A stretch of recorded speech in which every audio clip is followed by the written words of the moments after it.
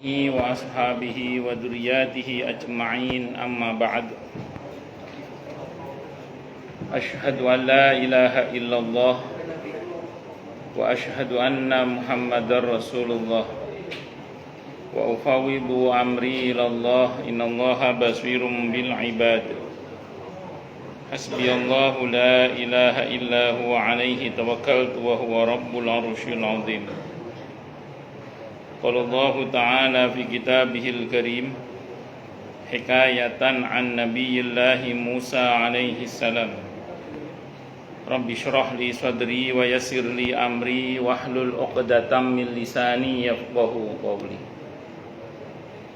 Para alim, para asatid, para asatidah, para bapak dan adik sekalian, hafidhani wa hafidhakumullah, bil khusus segenap pengurus Masjid Al-Munir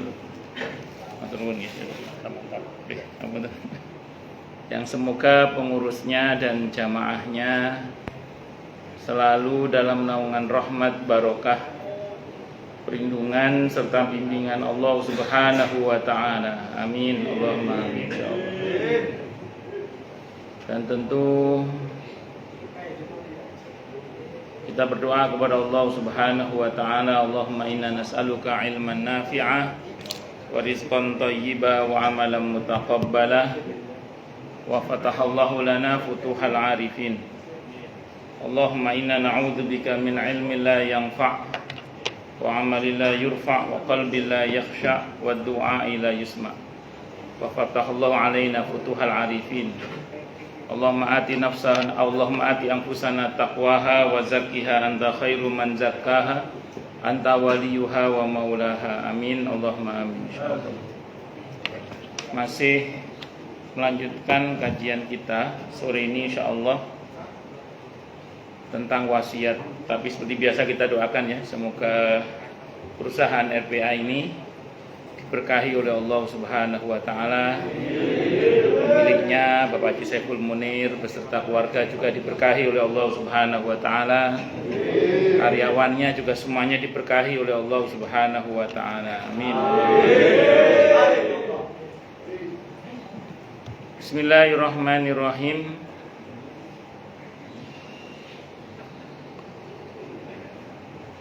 Wasiat secara bahasa diterjemahkan dengan waslu syai'in bi syai'in. Jadi wasiat secara bahasa artinya menyambung. Para ulama bahasa menyebut makna wasiat secara bahasa dengan ungkapan waslu syai'in bi syai'in. Menyambungkan sesuatu dengan sesuatu yang lain. Itu ada dalam kitab Maqayisul Lughah karya Ibnu Faris jilid 6 halaman 116. Itu wasiat. Makanya nanti wasiat itu erat hubungannya dengan harapan seseorang ketika sudah mati. Kan kita sudah tidak bisa beramal yang bermanfaat untuk diri kita. Maka mumpung kita masih hidup, kita membuat wasiat. Pesan kepada keluarga kita agar ada kebaikan yang dilakukan baik dari harta kita maupun pesan moral. Nah, diharapkan dengan pesan itu atau wasiat itu, walaupun kita sudah mati, kita masih terus mendapatkan kebaikan-kebaikan yang terus mengalir. Itu begitu kiranya maknanya ya. Sementara secara makna istilah atau secara syar'i, wasiat didefinisikan dengan tamliku mudhafin ila ma ba'dal mauti an tariqit tabarru'i sawa'un fil a'yani awil manafi'i. Pemindahan kepemilikan. Jadi wasiat itu adalah pemindahan kepemilikan yang terjadi setelah kematian melalui akad sosial. Tabarru' itu ya berbuat baik itulah pokoknya. Baik untuk objek harta maupun hak yang bernilai. Ini dalam kitab Mughnil Muhtaj Asy-Syarbini yang dinukil dari kitab Ditukil dari nubdatun anil wasiyah, tentang wasiat. Jadi kalau kita merujuk kepada riwayat pada penjelasan ulama ini, jadi wasiat itu merupakan bagian dari cara memindahkan hak terkait dengan harta terutama ya. Ini kalau dikaitkan dengan harta. Karena begini, kalau ada orang yang meninggal dunia, maka harta tinggalannya itu adalah milik ahli waris setelah satu dibayar utangnya, yang kedua ditunaikan wasiatnya. Saya ulang, kalau ada orang meninggal dunia, harta peninggalannya itu menjadi hak ahli waris setelah saurut ya dibayarkan biaya pemakamannya, yang kedua dibayarkan hutangnya, yang ketiga ditunaikan wasiatnya. Maka wasiat ini menjadi bagian dari cara pemindahan hak dari pemilik harta kepada pihak lain, tapi eksekusinya setelah kematiannya. Ini sudah saya sampaikan di sini. Ini sah maksimal sepertiga total harta. Kalau mau lebih dari itu harus izin seluruh ahli waris. Itu dalam kitab takrib diatur begitu. Dan ada riwayat yang menyebutkan demikian juga. Terus kemudian kalau wasiat itu berkaitan dengan harta tidak sah kalau kepada ahli waris. Kecuali ahli waris itu mahjub. Mahjub itu terhalang dari mendapatkan warisan. Saya contohkan kemarin, misalnya si mayit punya anak laki-laki, maka saudara-saudaranya si mayit itu mahjub, tidak mendapat bagian warisan. Sehingga kalau misalnya si orang yang akan mati ini sayang kepada salah satu saudaranya, dia bisa berpesan kepada kepada keluarganya agar nanti sebagian hartanya diberikan kepada saudaranya. Itu namanya ahli waris yang mahjub menjadi sah wasiatnya karena untuk ahli waris yang mahjub. Tapi kalau kepada ahli waris yang mendapatkan bagian warisan, itu prinsipnya wasiatnya batal kecuali atas persetujuan seluruh ahli waris. Itu dalam kitab takrib disebutkan demikian, dan ada riwayat yang menyebutkan demikian juga au kama qala. Misalnya ada seorang tua yang anaknya udah pada gede semua, tinggal satu yang masih kecil yang masih sekolah. Terus dia berpesan kepada anak-anaknya yang gede-gede itu, nanti kalau saya mati tolong sawah yang itu tetap untuk adikmu yang paling kecil itu ya, karena dia masih sekolah. Kalian kan udah saya bapak sekolahin, udah kelar semua, udah kerja semua, tinggal adikmu yang kecil itu. Itu wasiat seperti itu sebenarnya nggak sah, karena kepada ahli waris itu. Namun bisa menjadi sah kalau seluruh anaknya atau seluruh ahli warisnya sepakat. Ya udah nggak apa-apa Pak, kita tahu diri aja deh, kita dulu pernah bapak sekolahin, adik belum selesai, udah nggak apa-apa misalnya. Maka wasiat seperti itu menjadi sah kalau seluruh ahli warisnya apa tadi? Setuju. Paham nggih? Nah, itu rumusnya itu gitu. Jadi intinya wasiat itu apa? Pesan yang disampaikan seseorang kepada orang lain agar dilaksanakan pesan itu setelah dia meninggal, baik berkaitan dengan harta maupun bukan harta. Pesan yang bersifat materi atau imateri. Kalau pesan moral itu misalnya jangan lupa bertakwa kepada Allah. Tolong nanti anak saya kalau saya meninggal dipondokkan di sini misalnya. Itu wasiat itu. Dengan ungkapan yang lebih ringkas, wasiat adalah pemberian harta yang digantung dengan kematian pemiliknya. Ini kalau berkaitan dengan pemindahan hak ya, harta ya. Misalnya si A ketika hidup mengatakan nanti jika saya mati tolong serahkan uang 10 juta ini ke pesantren Nurul Jadid Paiton Probolinggo misalnya. Itu pesan itu namanya. Itu namanya apa? Wasiat. Misalnya ini misalnya. Dari pengertian di atas kita bisa memahami kaitan makna bahasa dengan makna istilah untuk kata wasiat. bahwa ketika seorang meninggal dunia maka dia sudah tidak bisa lagi beramal. Kan orang kalau udah mati dia nggak bisa beramal yang untuk dirinya. Maka supaya dia pahalanya terus mengalir, dia membuat wasiat supaya nanti pahalanya terus mengalir. Maka dia sudah tidak bisa lagi beramal untuk dirinya, namun dengan adanya wasiat dia tetap bisa menyambung amalnya yang dilaksanakan melalui orang yang mendapat pesan wasiat tadi itu. Nah, diharapkan walaupun dia sudah mati, tapi masih terus mendapatkan pahala karena dia telah membuat apa tadi, wasiat, pesan kebaikan tadi. Dalam contoh di atas tadi, si A ketika hidup mengatakan, nanti jika saya mati tolong serahkan 10 juta ini ke pesantren misalnya Asuniyah Kencong Jember tadi misalnya itu. Ketika si A meninggal, hartanya sudah bukan lagi miliknya, namun pindah menjadi milik ahli warisnya. Ketika orang meninggal tadi rumusnya apa tadi? Harta peninggalannya menjadi milik ahli warisnya, tapi setelah apa? Dikeluarkan biaya pemakamannya, dibayarkan hutangnya, dan ditunaikan apa tadi? Wasiatnya. Akan tapi ahli waris harus menyerahkan uang wakaf senilai 10 juta itu ke pesantren yang dituju atas nama si A, sehingga sedekah uang itu sebagai amalan si A yang disambung oleh keluarganya. Karena nggak boleh dibagi waris sebelum ditunaikan wasiatnya. Tadi rumusnya apa tadi wasiatnya? Maksimal 1/3 total harta. Kalau lebih dari itu harus persetujuan seluruh ahli waris. Dan tidak boleh wasiat kepada ahli waris yang mendapatkan bagian warisan kecuali yang mahjub terhalang tadi. Dan kata kuncinya apa? Kalau mau dibagikan kepada ahli waris yang mendapat bagian warisan, maka harus persetujuan seluruh ahli waris. Kalau enggak bisa. Itu rumusnya itu. Ada 2 bentuk wasiat ya. Dilihat dari bentuknya wasiat ada 2. Kalau pertama, wasiat berupa harta atau hak yang bernilai.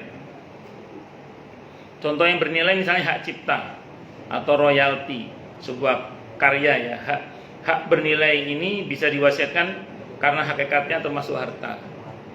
Misalnya ada orang dia punya ya tadi hak yang bernilai bagi dia seperti hak cipta atau royalti atau apapun lah ya.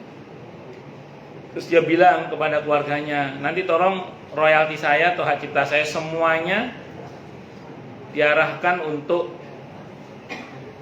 nyumbang pesantren misalnya Al-Haqiqi Surabaya misalnya gitu. Misalnya. Maka wasiat ini kalau ahli waris menyetujui semuanya karena memang tidak lebih dari 1/3 total harta. Kalau memang wasiat itu tidak lebih dari 1/3 total harta, kalau lebih atas persetujuan seluruh ahli waris, maka itu bisa dilaksanakan. Tapi kalau royaltinya gede, banyak juga misalnya gitu ya, terus kemudian lebih dari 1/3 total harta, maka dikembalikan kepada si ahli waris apakah menyetujui semuanya atau tidak. Kalau nggak setuju, maka yang dieksekusi hanya 1/3 total hartanya saja. Jadi setiap kali dapat royalti misalnya royaltinya 3 juta misalnya ya, maka yang 1 juta saja dibagikan ke pondok itu, yang 2 dibagi ke ahli waris yang ada itu seperti itu. Karena memang itu sahamnya ahli waris. Misalnya ya.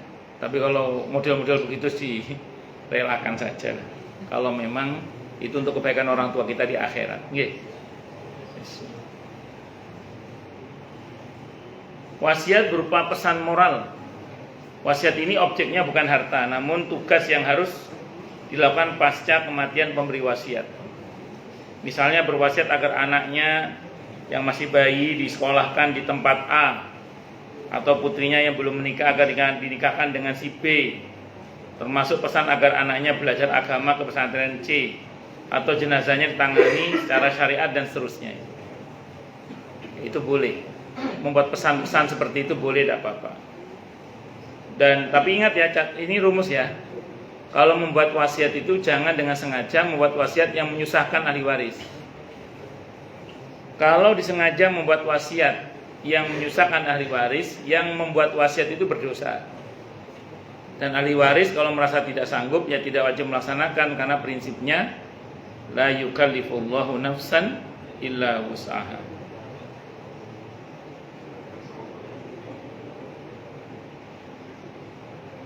Dari Ibnu Umar radhiyallahu anhu, Nabi kita Muhammad sallallahu alaihi wasallam bersabda, "Ma haqqu mri'in muslimin lahu syai'un yusi fihi yabitu salasa layalin illa wa wasiyatuhu 'indahu maktubatun." Tidak dibenarkan bagi seorang muslim yang ingin mewasiatkan sesuatu, namun dia biarkan selama 3 hari kecuali wasiatnya telah tertulis di dekatnya. Jadi kalau membuat wasiat, ingat-ingat ya, jangan berlama-lama menundanya, segera tulis. Itu intinya. Ibnu Umar radhiyallahu anhu mengatakan, "Ma marrat alayya lailatun," tidaklah lewat atasku satu malam pun, mundu sami'tu, sejak aku mendengar Rasulullah SAW qala dzalika, bersabda seperti itu, illa kecuali wa indi, di sisiku, wasiatku. Hadisnya Bukhari dan Muslim. Ibnu Umar itu kalau tidur, kalau nggak di sakunya, di bawah bantalnya ada wasiatnya. Kita nggak harus gitu amat. Kalau saya punya kawan itu wasiatnya di figura, ditulis di figura sama dia, taruh di depan pintu kamarnya. Itu setelah buat wasiat itu 3 tahun kemudian beliau wafat. Nah, jadi wasiatnya standby, sudah siap wasiatnya itu. Jadi wasiat yang dimaksud dalam hadis di atas bisa bentuknya wasiat harta maupun wasiat pesan moral. Contoh wasiat pesan moral itu, ini ada beberapa pesan para nabi alaihi wassalatu wassalam yang Allah ceritakan dalam Al-Quran, yang itu menjadi wasiat berupa pesan moral mereka bagi keturunan maupun umatnya. Dan ini bagus untuk kita pesankan kepada anak-anak kita. Sekarang media pesan tuh banyak sih, nggak harus tulisan, video juga bisa. Masih pernah nonton film itu enggak?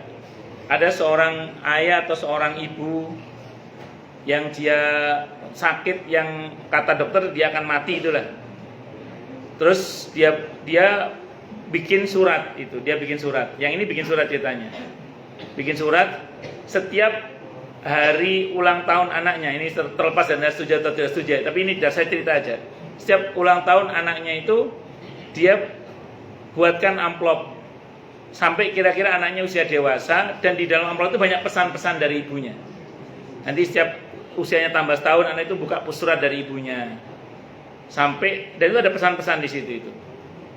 Film apa, tahu nggak? Oh. Hah? Nggak tahu? Kuch Hotahe itu. Kuch Hotahe itu. Kuci Hotahe itu. Terlepas dari apapun itu. Tapi maksud saya itu bisa seperti itu maksud saya. Atau yang film apa itu? Saya nggak hafal kalau ini. Yang pakai video itu. Pesan Bapak itu loh. Pesan Bapak apa sih judulnya dia? Yang Matias Mucus apa yang main kalau nggak salah itu. Saya lupa itu. Jadi sebelum meninggal bapaknya buat video. Nanti ketika terjadi sengketa di antara anak-anak, video itu yang menyelesaikan itu. Jadi bapaknya rupanya udah punya pesan sebelum meninggal itu, membuat pesan. Nah, sekarang media membuat wasiat banyak. Atau tadi media tulis juga silakan, tidak ada masalah. Itu seperti itu. Kalau saya ngomong kucu tadi, Ustaz kok tahu aja? Itu saya dulu nonton waktu saya masih mahasiswa. Saya masih ingat itu. Bisa dimengerti ya? Ya, itu diantaranya ya. Jadi wasiat itu bisa ditulis, bisa diomongkan saja, bisa divideokan, tidak ada masalah. Terserah jenengan soal cara itu. Sekarang media banyak sekarang, tinggal jangan memilih aja. Atau di upload di medsos kita di format pribadi, hanya keluarga yang bisa ngelihat juga nggak ada masalah. Jadi banyak cara untuk membuat wasiat. Makanya kalau dulu para sahabat itu ya, sakit mencret aja bikin wasiat. Kalau mau safar perjalanan jauh juga bikin wasiat, pesan kebaikan. Bismillahirrahmanirrahim. Wasiat Nabi Ibrahim alaihi salam. Allah bercerita wasiat Nabi Ibrahim alaihi salam dan Nabi Yakub alaihi salam di surah Al-Baqarah ayat 132. Wa wassa biha Ibrahimu banihi wa Yaqub. Ya baniya innallaha astafa lakumuddin fala tamutunna illa wa antum muslimun. Ibrahim mewasiatkan hal itu kepada para putranya. Nabi Ibrahim semuanya putra, nggak punya putri beliau. Demikian pula Yakub alaihi salam, Nabi Ibrahim dan Nabi Yakub alaihi wassalam.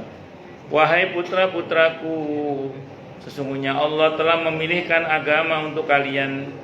Karena itu jangan sampai kalian mati kecuali dalam kondisi muslim. Nah ini.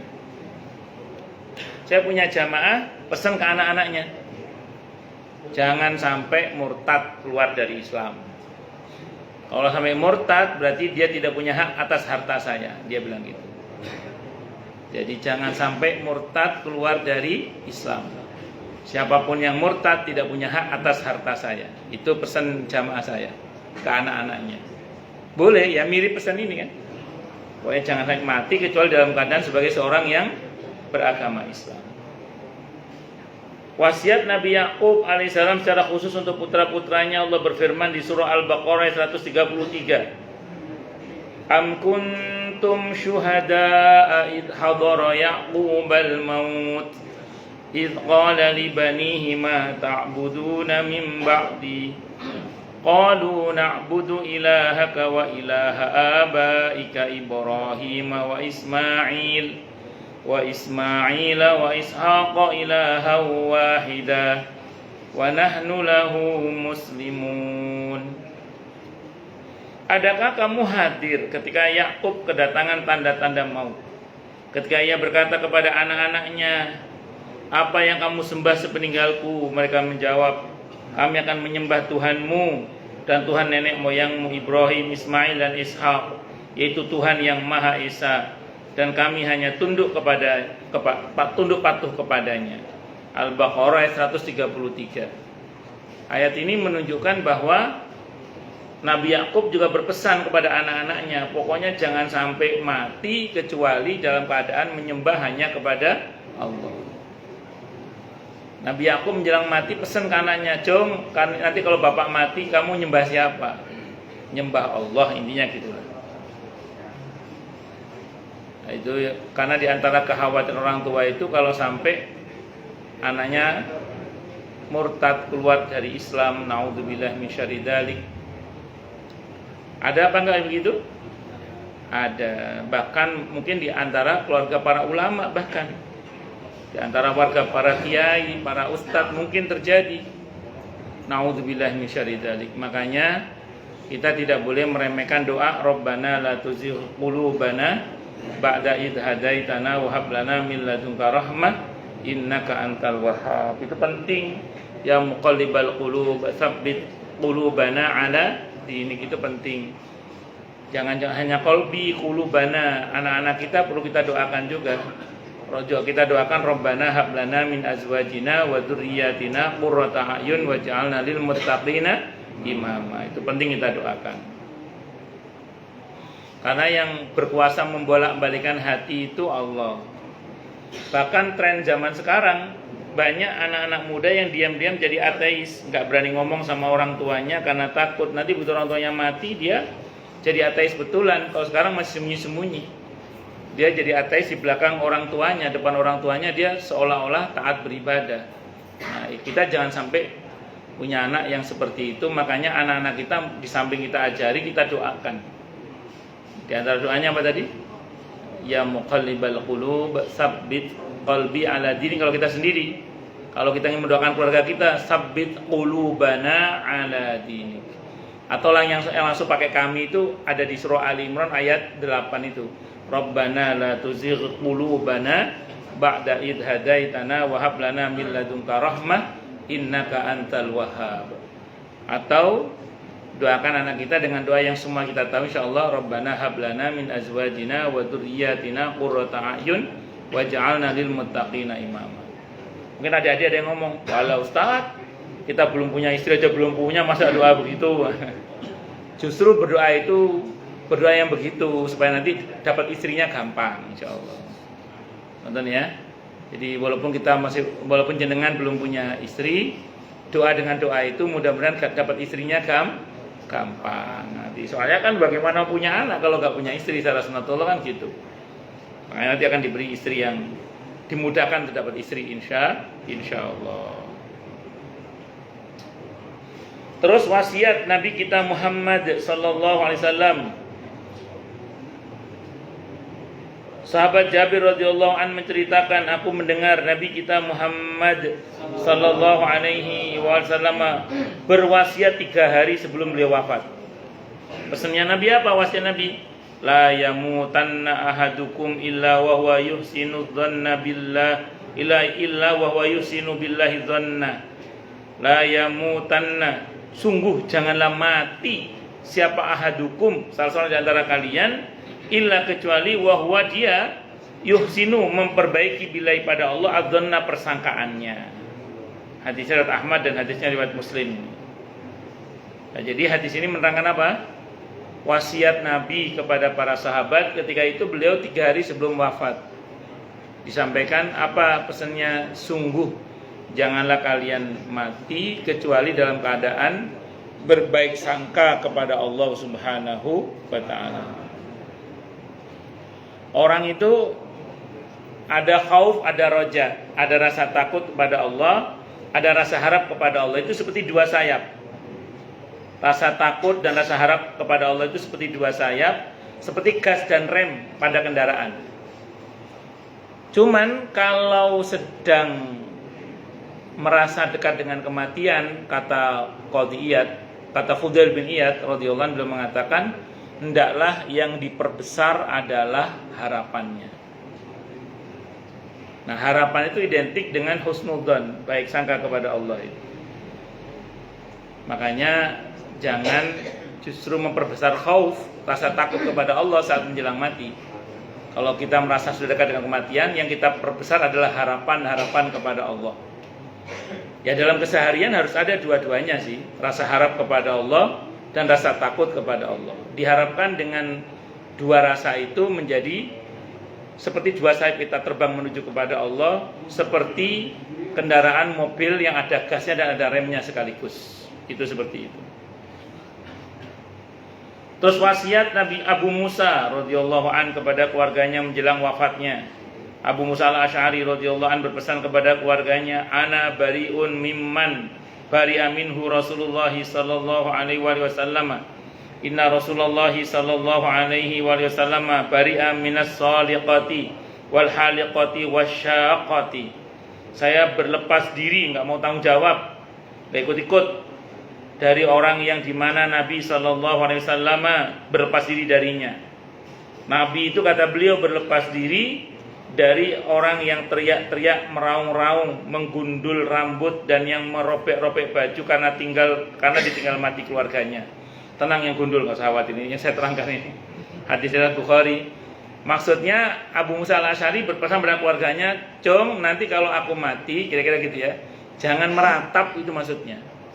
Karena Nabi itu berlepas diri, enggak mau tanggung jawab, artinya enggak mau membantu gitu maksudnya ya. Dari kepada orang-orang yang meratapi kematian keluarganya.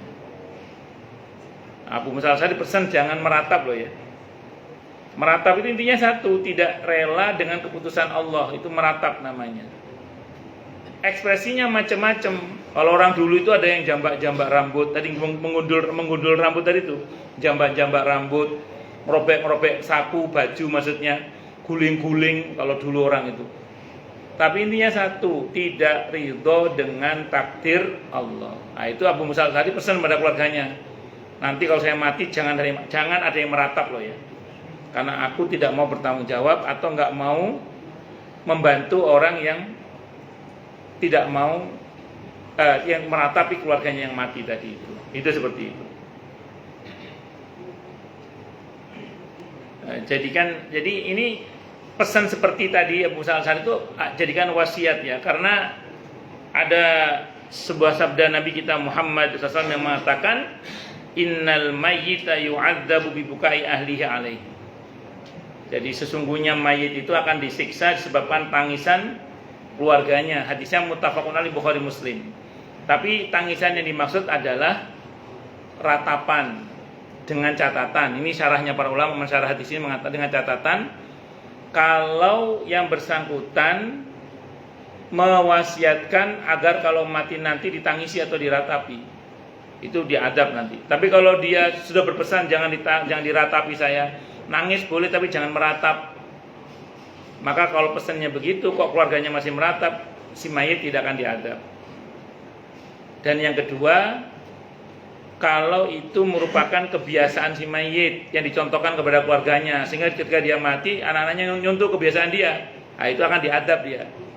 Nah, tapi kalau dia mencontohkan kebaikan, mengajarkan kebaikan, dasar anak-anaknya aja yang lebay misalnya, ya orang tuanya tidak diadab dalam hal ini.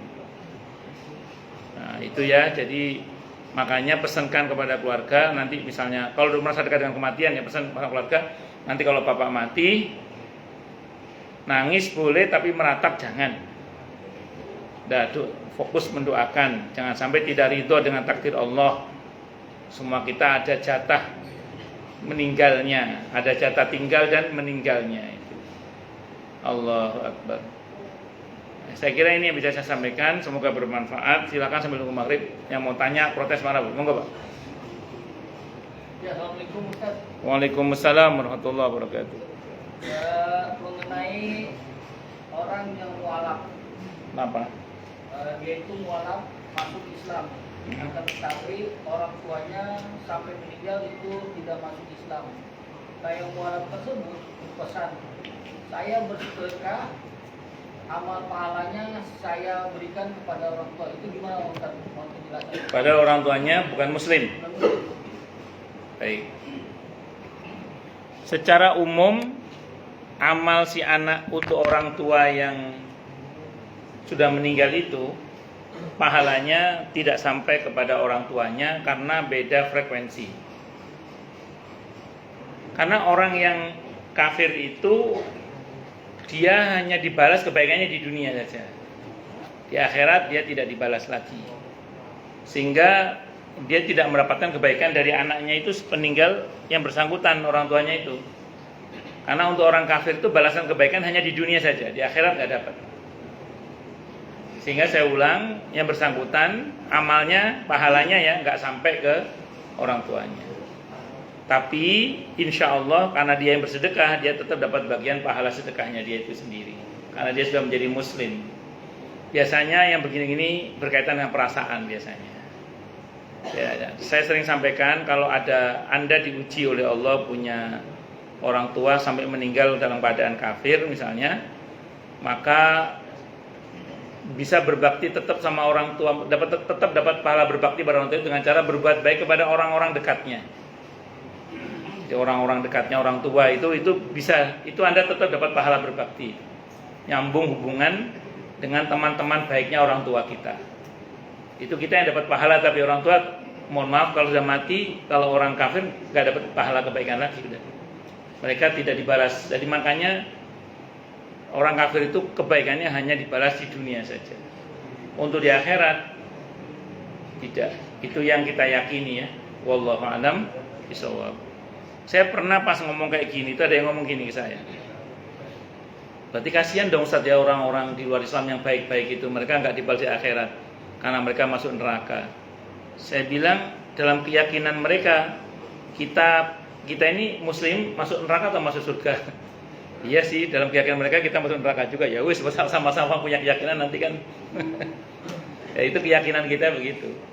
Nah, dan keyakinan kita itu berdasarkan wahyu, basis wahyu, bukan sekedar katanya gitu. Itu seperti itu. Wallahu a'lam bishawab. Ngoten nggih? Ada lagi yang lain silakan. Oh, jelas semua? Nggih, monggo Pak, monggo.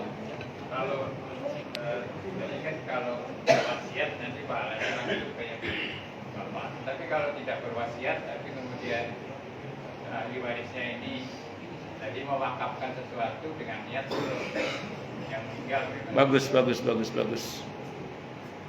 Karena kita tadi membahas bab tentang wasiat, konteksnya memang yang saya contohkan wasiat. Sekarang contoh kasus yang berbeda ya. Berarti taruhlah misalnya si mayit ini tidak pernah membuat wasiat, tapi atas kesadaran para anak-anaknya, misalnya membuat satu rumah Quran atau membuat masjid yang itu pahalanya sedekah untuk orang tuanya. Dalam Islam itu kata Al-Imam An-Nawawi rahimahullah ada rumus dasar ini rumus dasar. Beliau mengutip pernyataan Siti Aisyah radhiyallahu anha bahwa anak itu adalah hasil usaha orang tua.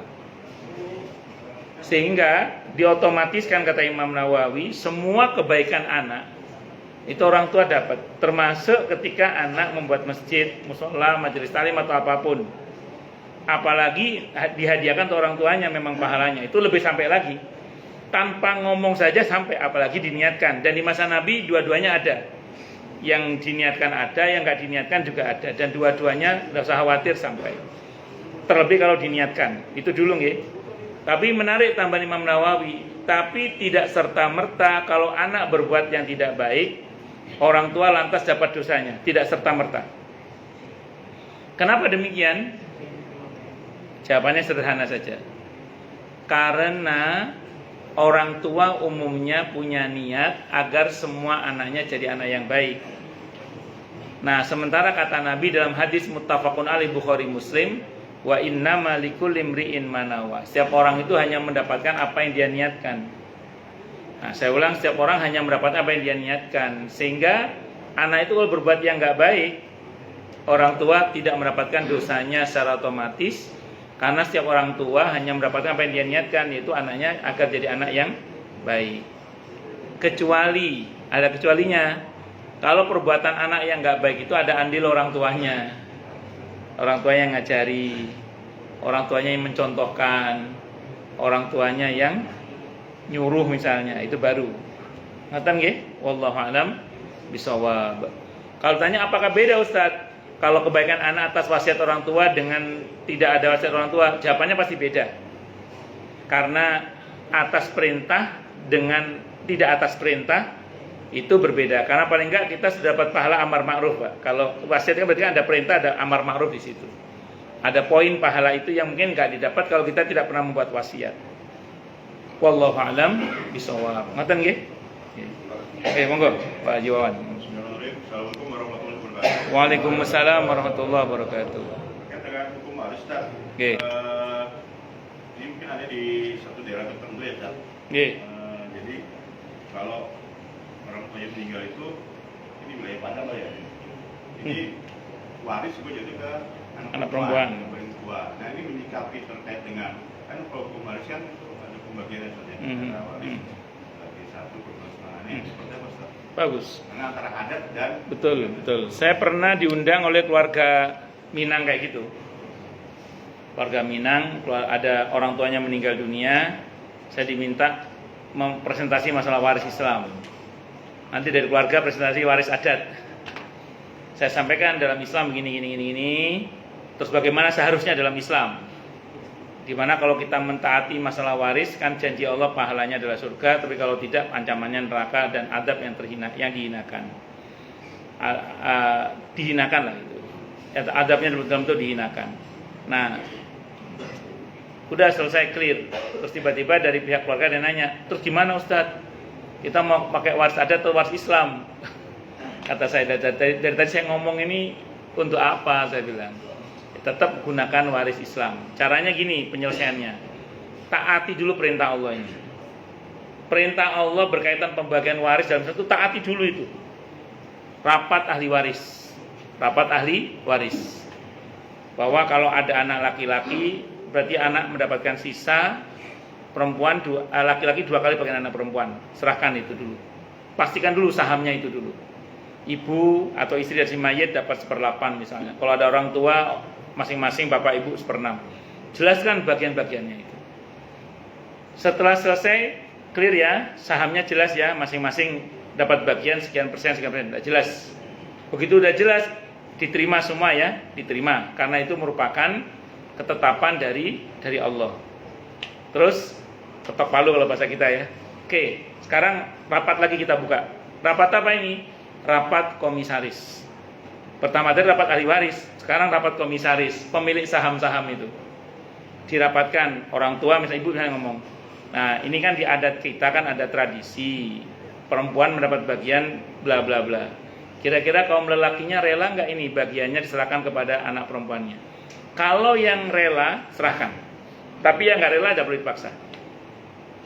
Solusinya begitu Pak. Taati dulu perintah Allah. Setelah itu pemilik saham rapat komisaris tadi itu, rapat, silakan kalau yang rela bagiannya serahkan kepada saudari perempuannya. Saya ulang, kalau yang rela serahkan. Kalau yang tidak rela, jangan dipaksa, karena sepeninggal seseorang, harta peninggalan itu milik ahli waris, itu atas ketetapan Allah. Kalau kita mengambil dengan cara yang tidak hak, berarti menguasai yang bukan hak kita, dan itu tidak baik. Bahkan bisa buruk akibatnya. Nauzubillah min syarri dzalik. Nonton caranya. Ya, baik. Iya, monggo silakan. Ini ada terkait dengan satu kasus ya. Jadi ada satu karyawan ada di salah satu karyawan di Cikarang ya. Jadi orang itu sudah meninggal semua sudah. Jadi ada rumah itu sekitar 750 meter. Nah, rumah induk ini dia punya kalau nggak salah hewan sudah 3 orang atau 4 orang. Sama sang kakak ini suruh nempatin ke rumah gitu kan. Tempatin rumahnya gitu. Nah, karena nanti kami sebagai rumah induk, jadi tempatilah dia renovasi dan sebagainya. Nah, ini saya bilang harus berwaris tuh, gitu kan. Nah, dia menyikapi seperti itu karena kakak-kakaknya mau udah itu buat tempat bareng aja kalau dia pulang dari kota ke kampung gitu kan. Gimana tuh? Bagus. Yang betul memang dibagi waris, yang betul. Tapi memang kadang membagi waris itu tidak mudah. Apalagi kalau itu barang yang memang susah lakunya. Kadang begitu. Tapi membagi waris itu sebenarnya mudah juga kalau semua hati ahli waris itu baik. Yang repot itu kalau sudah ada yang serakah, itu repot itu. Nah, kesepakatan seperti yang dimaksud tadi itu harusnya dilakukan setelah pembagian waris sebenarnya.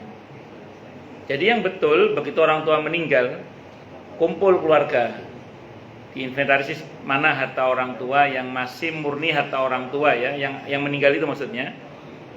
Ada nggak biaya pemakaman harus dibayar, bayar dulu biaya pemakaman. Ada punya hutang nggak beliau? Tunaikan dulu hutangnya. Ada wasiat nggak beliau? Ada, tunaikan dulu wasiatnya. Udah bersih. Kalau ini memang tinggal anak-anak saja, tidak ada waris yang lain misalnya, berarti kan habis ya anak-anak. Misalnya nggak ada yang lain lagi udah. Kalau apalagi ada anak laki-laki yang saudara mayit udah nggak dapat itu. Kakek nenek udah nggak ada, udah selesai di anak-anak aja udah. Ya udah kalau selesai di anak-anak, saudara laki-laki 2 kali bagian saudari perempuan. Terangkan dulu sahamnya ini dari rumah itu yang ada 4 orang tadi itu kan. Nah, baru setelah itu kalau memang karena belum laku-laku rumah ini misalnya, karena dijual juga nggak laku-laku misalnya, maka bolehlah satu sama lain mengatakan siapa yang mau beli bagian saya. Kalau memang mau ada yang beli, itu namanya akad syuf'ah.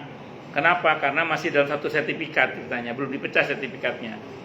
Kalau misalnya yang bersangkutan misalnya merelakan, ya udah sementara belum laku, kamu tempatin dulu aja deh misalnya. Silakan, tidak ada masalah. Kalau misalnya semuanya bersepakat, ya udah ini buat rumah jujukan. Setelah dibagi tapi ya, setelah dibagi, sepakat semua ini buat rumah jujukan. Ini berarti milik bersama, berarti akad syirkah namanya. Kepemilikan bersama atas lahan itu, 4 orang itu namanya akad syirkah namanya. Tapi perubahan akad syirkah itu setelah pembagian waris, caranya begitu. Jadi itu namanya syirkah, Pak Haji. Bisa, tidak apa-apa. Berarti rumah itu milik berempat. Itu namanya syirkah namanya. Kepemilikan bersama. Nanti kalau dijual sesuai dengan sahamnya, dibagi sesuai dengan sahamnya. Itu boleh, tidak apa-apa, kesepakatan itu terjadi. Tapi setelah dibagi waris. Jadi statement Pak Haji tadi mengatakan bagi waris dulu itu betul, itu tidak salah. Duduk dulu ahli waris, bagi waris berapa sahamnya, atau kesepakatan udah rumah ini nggak bisa jual, buat jujukan kalau anak-anak pulang dari kota. Silakan, berarti itu milik bersama, namanya akad syirkah namanya. Boleh, tidak apa-apa. Itu syirkah kepemilikan bersama atas satu barang atau atas satu rumah atau apa. Nanti kalau mau dijual rumah itu dibagi sesuai dengan sahamnya. Atau pemilik saham satunya mau lepas diri karena sudah butuh duit misalnya, siapa yang mau beli bagian saya, boleh, tidak apa-apa, silakan. Nah, itu namanya akad syuf'ah namanya. Tidak boleh jual ke orang lain dulu karena sertifikatnya belum dipecah. Kalau diam-diam dijual ke orang lain, pihak yang lain boleh membatalkan akad jual belinya itu dengan pengembalian harta sesuai dengan yang dibayar. Itu seperti itu. Wallahu a'lam bishawab. Itu dalam muamalah Islam itu gitu. Ada lagi monggo, yang lain silakan. Kalau ada. Dalam pembagian waris itu yang penting satu, tidak ada yang serakah. Kalau tidak ada yang serakah beres. Kalau ada yang serakah masa? Repot sudah. Ruwet itu. Kan waris itu kan ada sedikit mogok Ustaz ya. Iya betul. Kalau ada yang serakah repot sudah itu. Kalau nggak ada yang serakah aman. Pembagian waris itu mudah sebenarnya. Aslinya mudah. Cuman yang repot tadi kalau sudah ada yang hatinya busuk, kotor atau serakah tadi repot tadi. Ya monggo. Sebelum maghrib ya, Bang. Iya. Satu lagi deh, Bang. Bapak saya meninggal tahun 2008. Nah, sudah paling masih tetap. Nah, kesepakatan anak laki-laki dan perempuan itu sudah berkilatan tanpa tadi yang Bapak sesuai.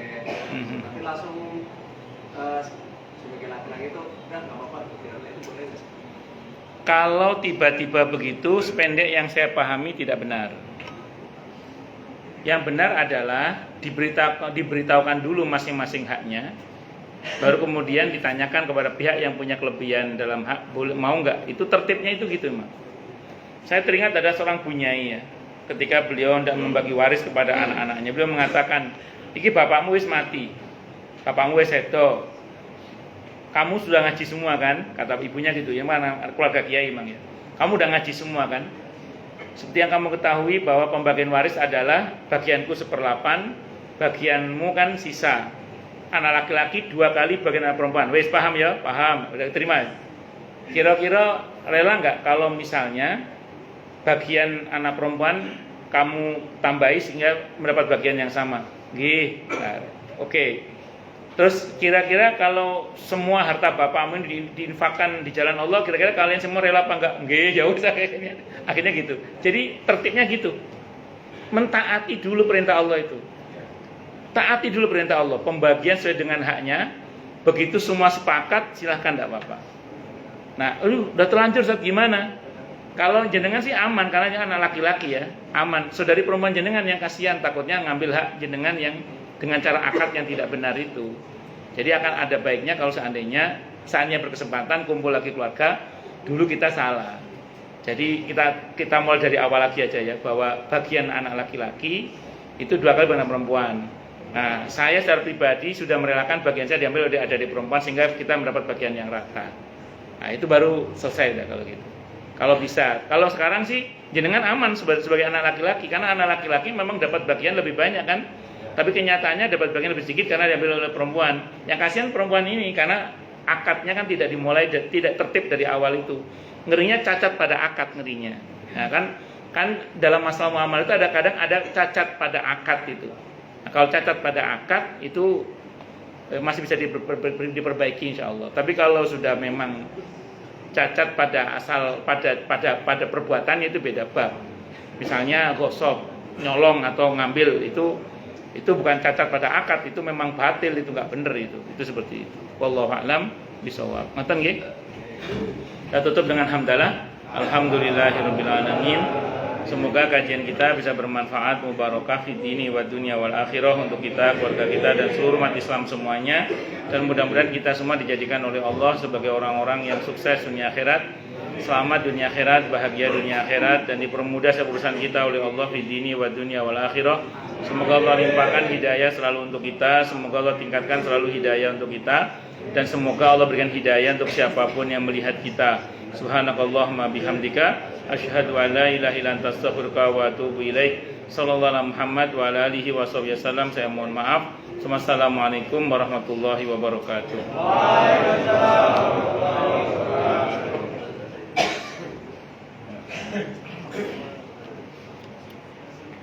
Allahu Akbar, Allahu Akbar, Allahu Akbar. Allah.